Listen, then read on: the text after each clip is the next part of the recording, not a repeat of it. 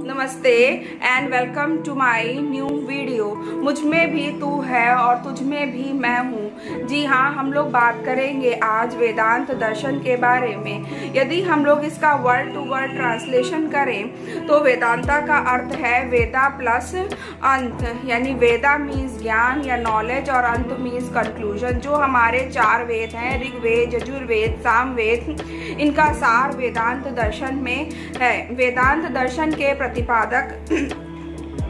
आदि गुरु शंकराचार्य हैं। इन्होंने 7 वर्षों की अवस्था से ही वेदों का अध्ययन करना प्रारंभ कर दिया था और इन्हें भगवान शिव का अवतार माना जाता है। इन्होंने पूरे भारत का भ्रमण करके भारत के 4 कोनों में 4 मठों की स्थापना करी। इन्होंने ईस्ट में जगन्नाथपुरी में गोवर्धन मठ, वेस्ट में द्वारिका पीठम, नॉर्थ में बद्रिकाश्रम में ज्योतिराश्रम और नॉर्थ में श्रृंगेरी आश्रम की स्थापना करी। इन्होंने सारे वेदों का सार जो है वो वेदांत दर्शन में प्रतिपादित किया। गॉड और मुझ में क्या अंतर है, गॉड एंड सेल्फ के बीच में जो डिफरेंस है, इसी में ही वेदांता स्कूल जो 6 दर्शनों में एक है कि सब ब्रांचेस हो गई। मतलब जो अद्वैत वेदांता था, यानी ईश्वर और मैं एक ही हूँ, अहम ब्रह्मासि, वह वेदांत दर्शन जो है वो आदि गुरु शंकराचार्य ने दिया था। लेकिन ईश्वर और मैं अलग अलग हूँ, इसको कहेंगे द्वैत। जो द्वैत है इसका प्रतिपादक माधवाचार्य जी ने किया था और विशिष्ट अद्वैत का जो है वो प्रतिपादक रामानुजनाचार्य जी थे। सभी वेदों का सार जो है उसको फिर हम 3 पार्ट्स में डिवाइड करते हैं। पहला है हमारा मेटाफिजिक्स यानी तत्व मीमांसा। तत्व मीमांसा इस पूरे ब्रह्मांड को ब्रह्मा द्वारा रचित मानता है और ब्रह्मा जो है वो टाइम और स्पेस के बियॉन्ड है। ब्रह्मा के जो हैं वो 2 रूप है, निर्गुण और सगुण। निर्गुण अवस्था में हम उसकी मूर्ति बना करके पूजा करते हैं और सगुण अवस्था में ईश्वर का कोई भी रूप नहीं है। ईश्वर और हमारे बीच में माया का पर्दा है।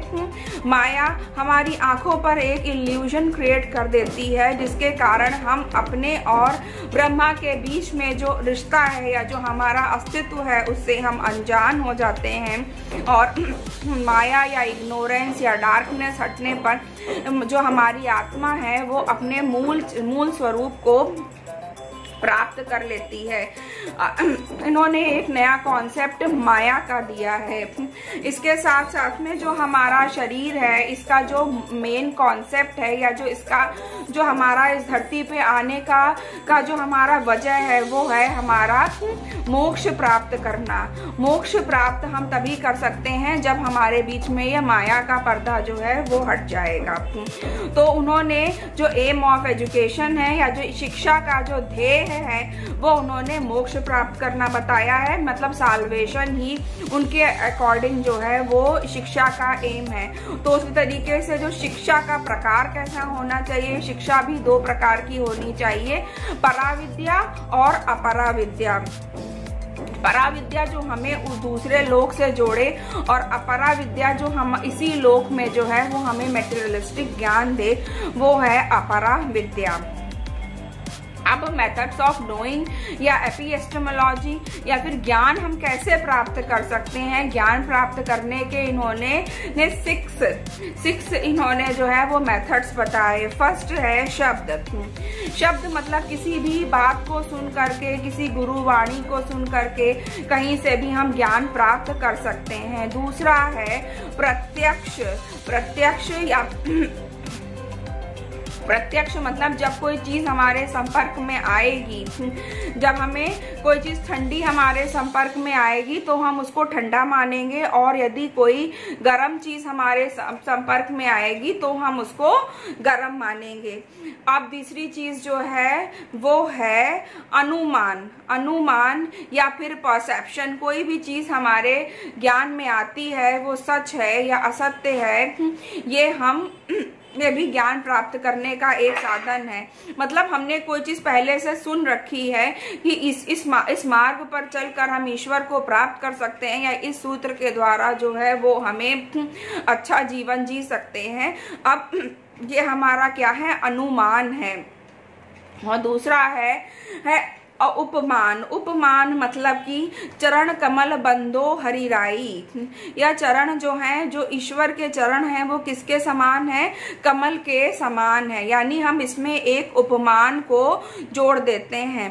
देन फिफ्थ जो है वो हमारा मेथड है, वो है अर्थपटी। क्या है, अर्थपटी। अर्थ मीन्स होता है सिग्निफिकेंस, और पटी मीन्स होता है सपोजिशन, या हमने जो सपोजिशन ऑफ अ किसी भी चीज को मान लेना, ये हमारा अर्थपटी के अंतर्गत आ सकता है। और sixth and the last method of knowing या ज्ञान प्राप्त करने का साधन है अनुपलब्धि। इसी तरीके से वेदांता दर्शन में मेथड्स ऑफ टीचिंग बताए गए हैं। श्रवण मेथड, सुनना है श्रवण मेथड, निध्यासन method, lecture method, reasoning method, कथा विधि, लेक्चर विधि, प्रीचिंग मेथड, ये सारे ही मेथड्स ऑफ नोइंग हैं। इसी के साथ साथ में मेथड्स ऑफ नोइंग के बाद में आता है प्लेस ऑफ अ टीचर। गुरु का स्थान वेदांत दर्शन में बहुत अधिक महत्वपूर्ण माना गया है। ईश्वर को, शिक्षक को गुरु के समतुल्य ही रखा गया है। गुरु और ईश्वर दोनों, गुरु भी हमारा खड़ा है और ईश्वर भी हमारे साथ में खड़े हैं, तो हम किसके पैर पहले छुएंगे, हम अपने गुरु के पैर को पहले छुएंगे, क्योंकि उसी ने हमें ईश्वर तक जाने का मार्ग बताया है। उन्होंने जो हमारे विद्यार्थी हैं उनको एक डिसिप्लिन्ड जीवन जीने की प्रेरणा देता है कि हमें हमेशा डिसिप्लिन में रहना चाहिए। उसके अलावा जो है उनका जो है स्टूडेंट जो है वो ब्रह्मचारी होना चाहिए। इस तरीके से जो इसकी एक्सियोलॉजी है वो सत्यम शिवम सुंदरम है कि हम अच्छे मार्ग पे चल के ही ईश्वर को प्राप्त कर सकते हैं। आशा करती हूँ आपको ये छोटा सा वीडियो अच्छा लगा होगा। नमस्कार।